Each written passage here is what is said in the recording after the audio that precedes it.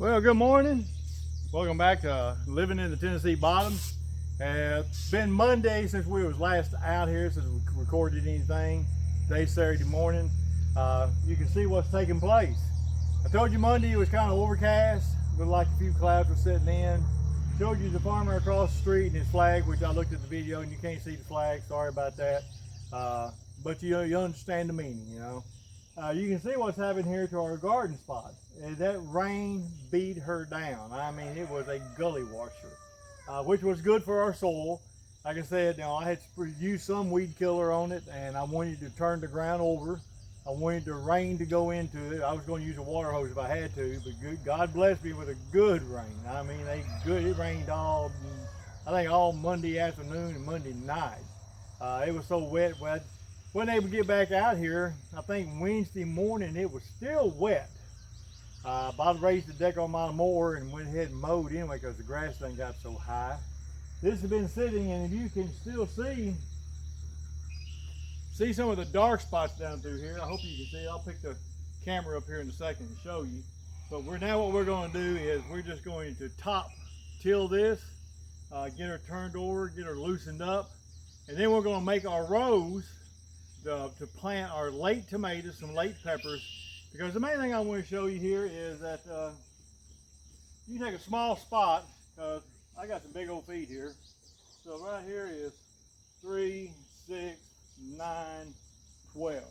Basically 12 foot across, and we're probably about, I say, 25 feet long, maybe a hair longer, not much. But this is a small area. And last year we planted everything we wanted right here. We had tomatoes, we had okra, we had squash, we had cucumbers, we had a little bit of everything right here in this small area. It was compacted. This year I'm not going to compact it as much. I'm going to lay my rows a little bit further apart. But I'm going to go ahead and get the handy dandy tiller here cranked up and get her started, get her straightened out, and then we'll come back and we'll start making our rows up. So stay tuned.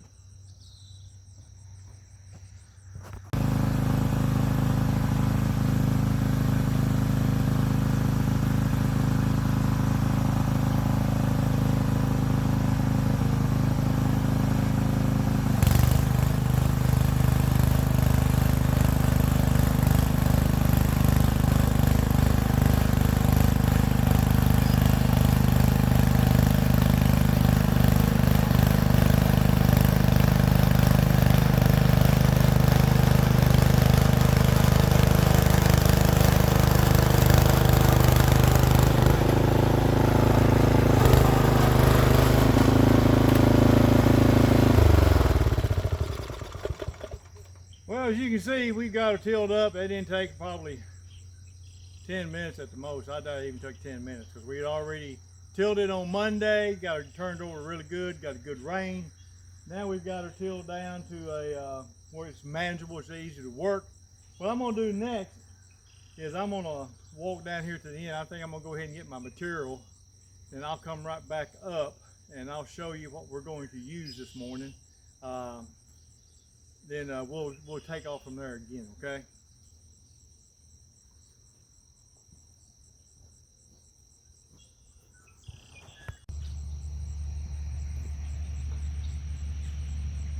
Okay, I want to give you a heads up here on some of the things you can do for free.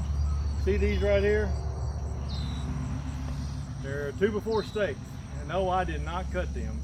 Just some good information right here. When you're driving around and you see a construction site going on somewhere and they're getting ready to pour concrete, this is what this right here was. You can still see the nails sticking out on there. I'm gonna bend them down here. These were used, they had them drove in the ground, had a plywood nailed to them, and then when they got done pouring their concrete, they just pulled it up and threw them in a pile. Well, I went by and said, hey, are you going to reuse? Sometimes they do reuse them. You always need to ask first. Don't just take and think you can take it because you think it's trash. Always better to get permission. Go ahead and just say, hey, are you going to reuse those? They say no. Then you say, would you mind if I come back and get them? If you just throw them in a pile? Because best ask to throw them in a pile. That way you know you're not touching nothing that they do want. So you go ahead, ask them if they're going to reuse them. If not, Ask if you can have them. Then ask, can you come back and when and where? Then ask them to put them in a designated area for you to pick them up. Free material, because a 8-foot 2x4 right now is about, I say an average $4. It's according to where you're at. You know, $3 to $4.50, $3 to $4.50. This is free stuff. You can reuse them every year until they rot out. They do come with the nails in them, so need to knock them over. A lot of them I've already reused, that I've over here and knocked the nails out. For time's sake this morning, what I'm going to do is I'm just going to bend them down.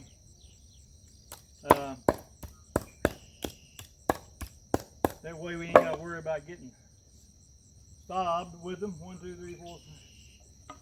Alright, I think I'm going to use this one. No, it's got a lot more nails than I want. I'm going to lay her over here. Get her out of here. I may have to use it anyway, but I'm going to go ahead. I got 2, 3, 4. Yeah, I think I'm going to have to use her anyway. Go ahead and get these knocked down. I'm going to show you an easy way, especially if you're planting seed. This will help you keep your seed straight, because in most cases, weeds, grass is going to start growing up in your garden before the seeds actually come up.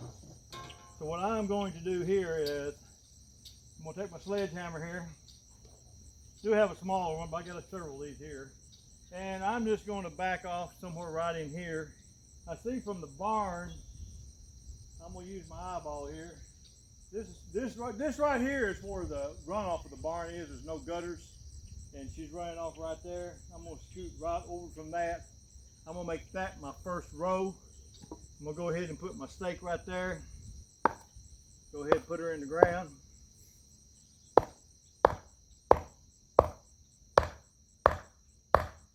And then let me move my handy dandy tiller here. Put her up in neutral. She'll just, I think I'm just gonna, yeah, she's in the dirt. I'm gonna go ahead and crank her up and get her out of the way. Gas is on, choke is on, start is on.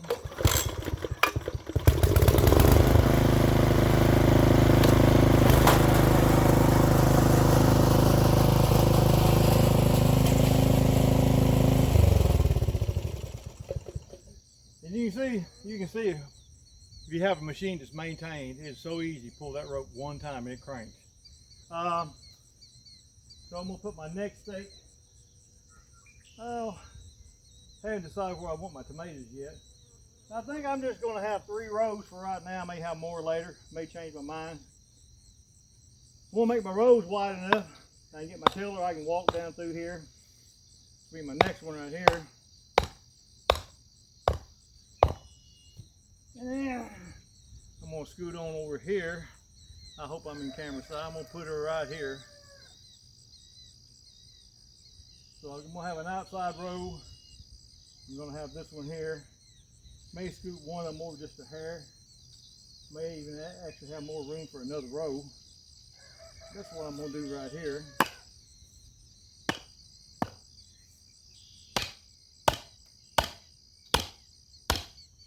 And then I'm gonna go down to the other end.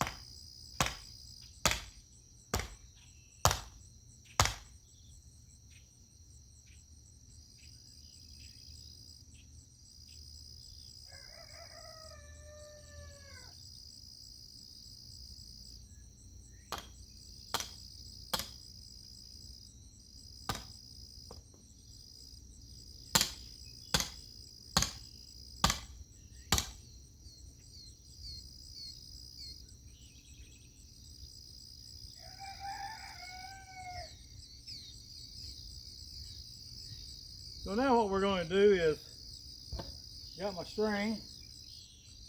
I try to save my string as I can from year to year. This right here is some string I had in my corn out there, 6 rows of corn. When it got big enough, I worried about the wind blowing it over. I pulled her out and rewound her. This here is a one-time buy at any of your hardware stores, Lowe's, Ace Hardware, Tractor Supply. It's a spool. You can buy it without the string on it, or you can buy it with the string. Costs you probably around 15 bucks with a string on it. But when you actually get done using this, you pull the end off, pull it out, and you can go buy a whole new roll of string. Slide it back up in there, and line this right here up, and you're ready to go again. Use this thing every year, save you money. So what we're going to do now is I'm going to go ahead and tie this off, because what we're going to do is this right here will help you keep you straight. We're going to lower it down to the ground, a little lower. We're going to just tie her off a little bit. And you'll see the purpose behind my magnets here in a minute, because you'll be able to plant right underneath this string, keep your row straight. So if you're planting beans, radishes, anything that's small that you have to plant by seed, when it starts coming up, you'll be able to see right where it is.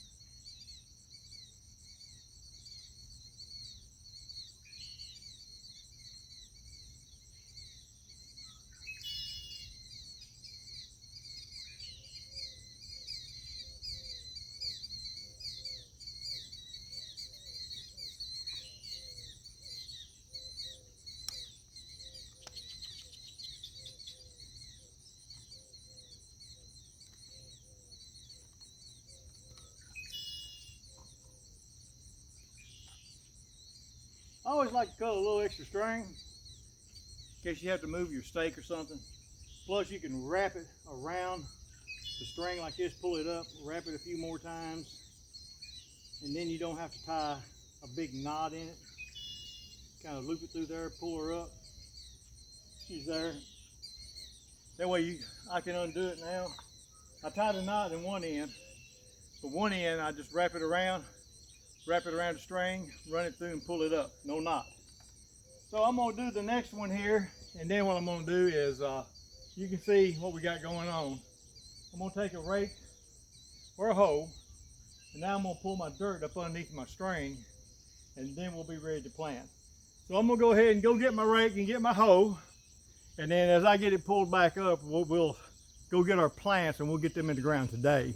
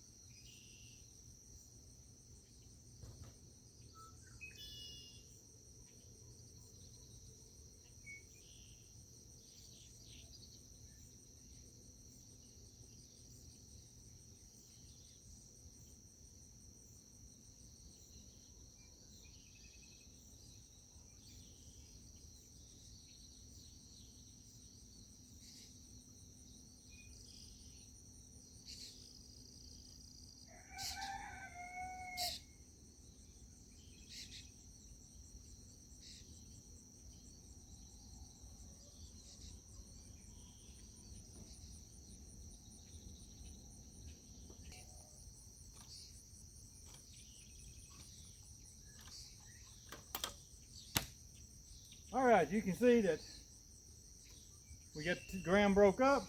We got our stakes down. We put our string. Now we pull dirt up underneath our rows.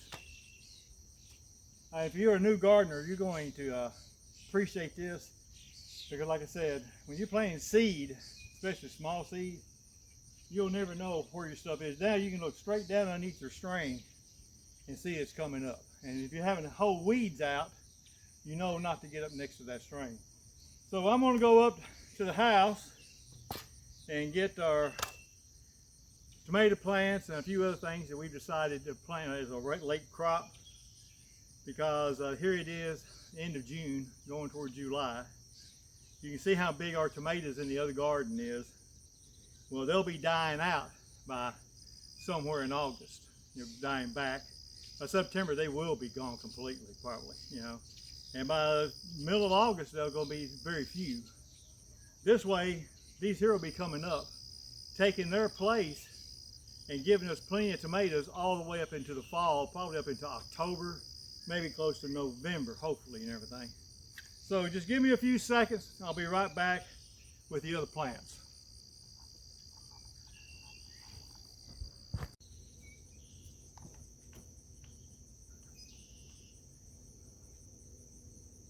Okay, you can see now that we've pulled our dirt up underneath our string. You particularly don't have to do this. If you just want to drive your stakes, do your string, flatten your ground out, you can just plant whatever you want to. I've always found it best, I think myself, is to pull the dirt up, make you a little ridge. Therefore the water has a chance to run off when it rains or when you water it. It can stand in the middle of the row here, because you can see the difference in the depth right here. You know, we're looking at probably 5 inches at least, you know.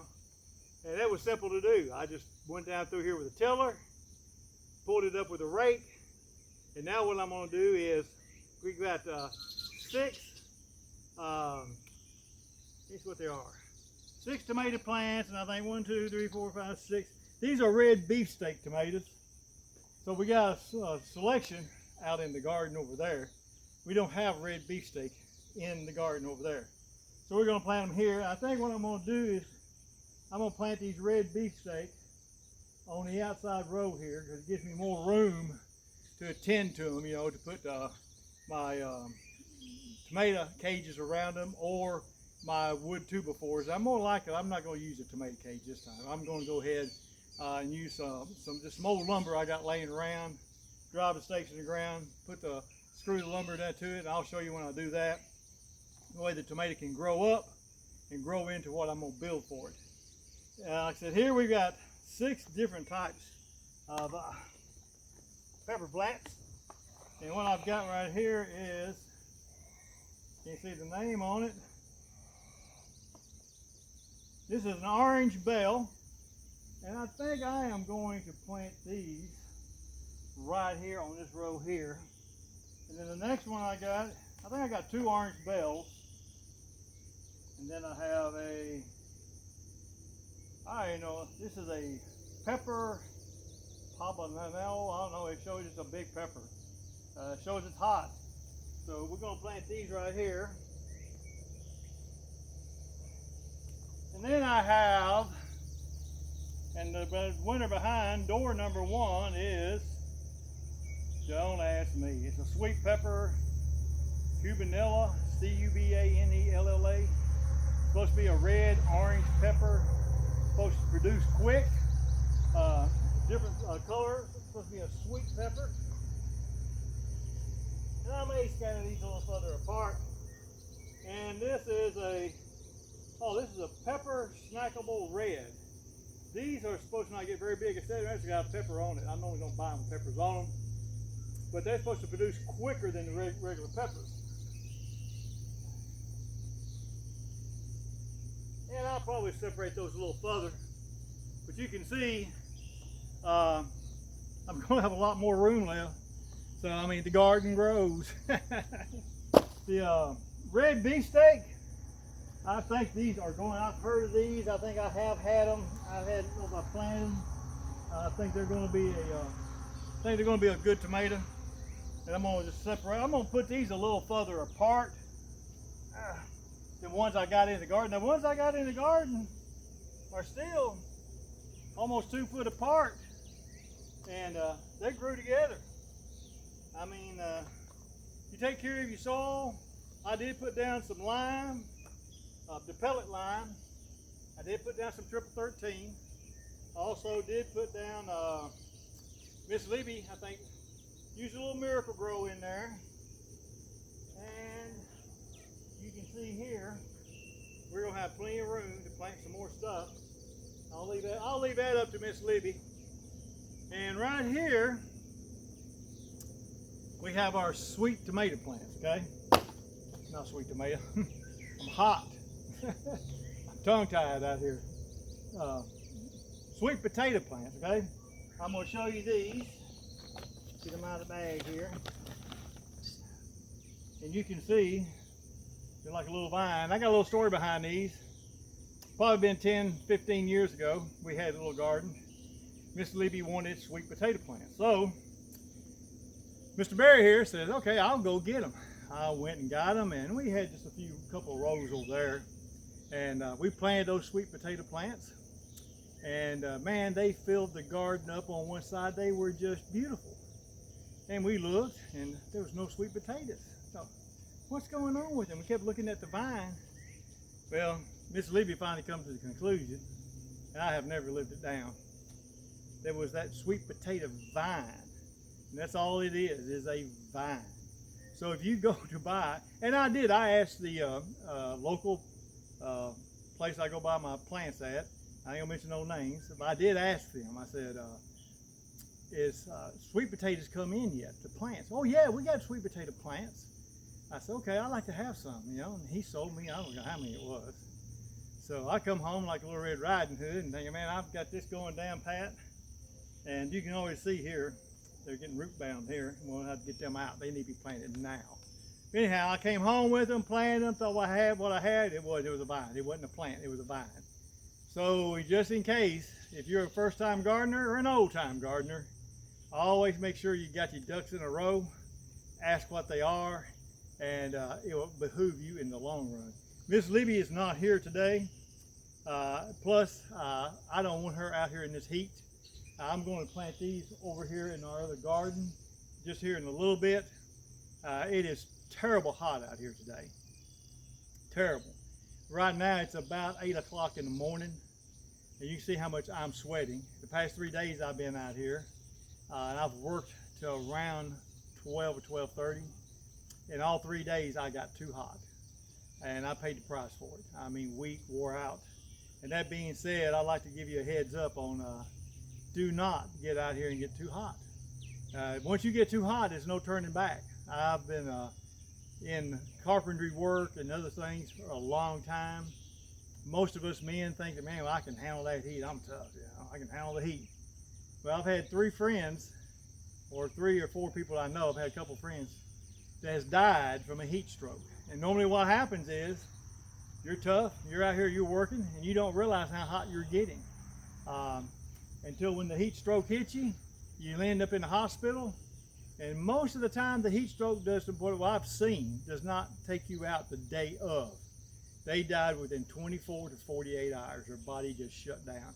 And I'm talking, these guys were concrete pourers, been pouring concrete their whole life. Roofers have been on roofs their whole life. I mean, the list goes on. Framers, framing buildings. And it only took one time, and there ain't no turning back once that one time gets you. Once you start feeling it, it's almost too late.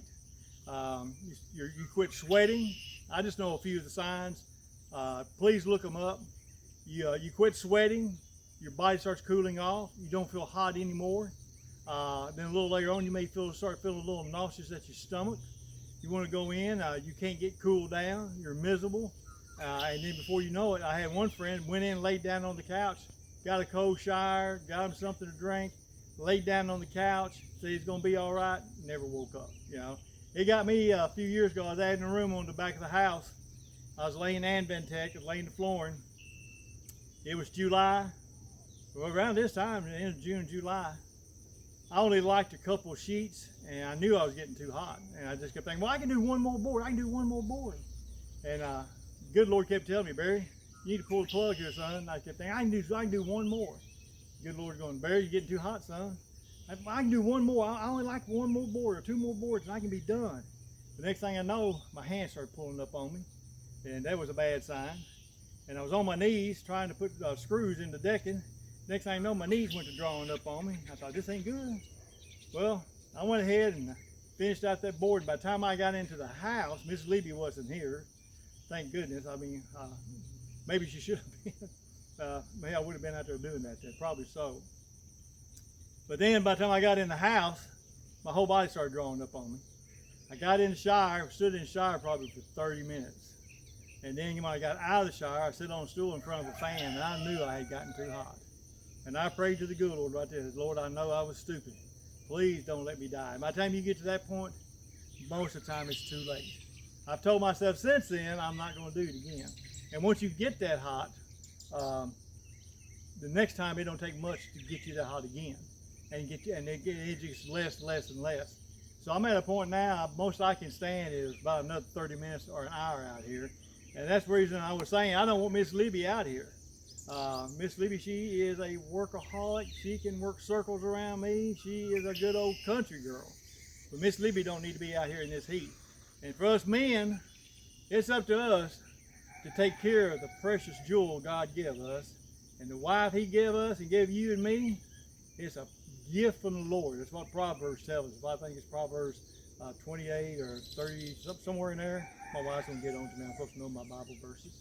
But God says, you know, how blessed we are to have a woman of the Lord, you know.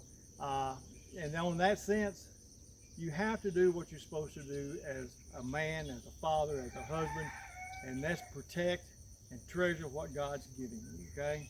And I'll get off that one right there. It's just, when you got a good wife like I got, you just want to give a shout out to them and everything, and just how blessed you are, okay? All right, I'm going to go ahead and put these sweet potato plants down. Probably more information you needed, but I just felt like I needed to say that, okay? And what we're going to do, rule of thumb here, is you pretty much plant your plant the depth of what your container is. They've got this in here for a container for a reason. I'm going to pull her out, I'm going to dig my hole, and I'm going to put her down. I'm going to go ahead and get started here. I've got a couple little tools. I don't ever throw away my old hose. They break. Sometimes I put a new handle in them, sometimes I use them in the garden. This soil is soft enough I should be able to pull it back with my hands. The soil is wet enough today. Got to kind of get her out, kind of squeeze your container a little bit. Work her around. You don't want to upset her. Work her around, get her out of there. There you go. And I'm going to leave a sticker with it. Normally, Miss Libby would want to put some water in this hole. But we got so much rain the other day that this ground is still good and moist. I'll come back here later this afternoon and I will water them, give them a good drink. And so I got different peppers here. Like I said, squeeze your container a little bit and you get this root balled in there. It's getting late in the year and all these companies want to get rid of these plants. So now's a good time to go down and get them. I got these 50% off. They normally like $5.50 a piece, and I got them for $2.50.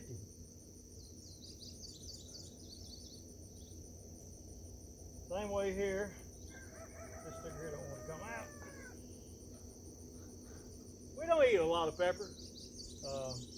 Miss Libby likes the jalapeno. She dices jalapeno up, and she uses, when she dices them up, she uses them in pimento cheese, our soup. She uses them in our spaghetti. But they're diced. They're really minced up. This has got a variety. I think we're going to enjoy these. We're going to find out.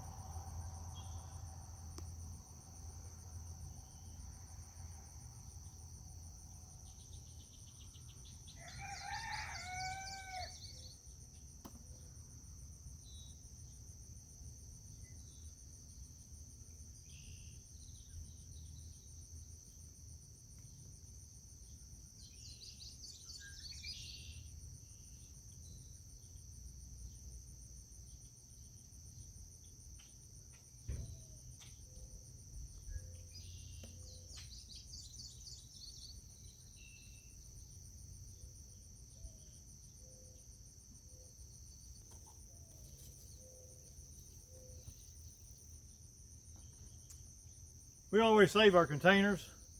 We like to maybe start small stuff next year in them. So we're gonna put them up in the barn. I'm fixing to go over to the other side of the fence over here. Plant on sweet potatoes, but I just wanted to show you this. Show you how simple it was. And it's even simpler when it's cooler outside. So that being said, I also want to reiterate about the heat. A lot of people are going to say, we got to drink a lot of water. Well, most time between 8:30 in the morning or by lunch, I've drank 5 bottles of water. And you can see I'm sweating it out. I weighed the other day, the evening before, and I weighed the next day, and I lost 4 pounds in one day. And that's what they say, there's a formula to how much weight that you lose, how much water you need to intake. And I'm one of those people, I intake a lot of water, or it'd be even worse, I would be dehydrated and overheated. But just stay tuned as we can go forward now. I hope this has been some type of educational thing for you, especially all you newer gardeners. You can see that some of my plants, my tomato plants had 2 tomatoes in them. I didn't try to separate them. I found out if I try to do that, a lot of times they just die. So we got all the different peppers, all the different tomatoes. We're probably going to plant something else in here. Miss Libby, she likes green stuff. She loves green plants, green whatever. She's not one of these frilly flower girls with a whole bunch of flowers. She likes greenery. And I tried to bless with it as much as I can.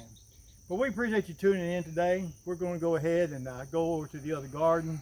We're going to go ahead and get this posted. If you got any comments about anything, the way we made our beds, the strings, our 2x4s, the type of plants we planted, how we planted them, just give us a shout out. I'm always prepared to learn something down the road. We thank you for tuning in. Please hit the subscribe button. We would appreciate your support. We've already got plenty of people support, and it's nice seeing people support you as something other that you've got pouring your heart into. So just hope you have a blessed Saturday. Stay cool, stay hydrated. God bless you, and we'll see you in the next video.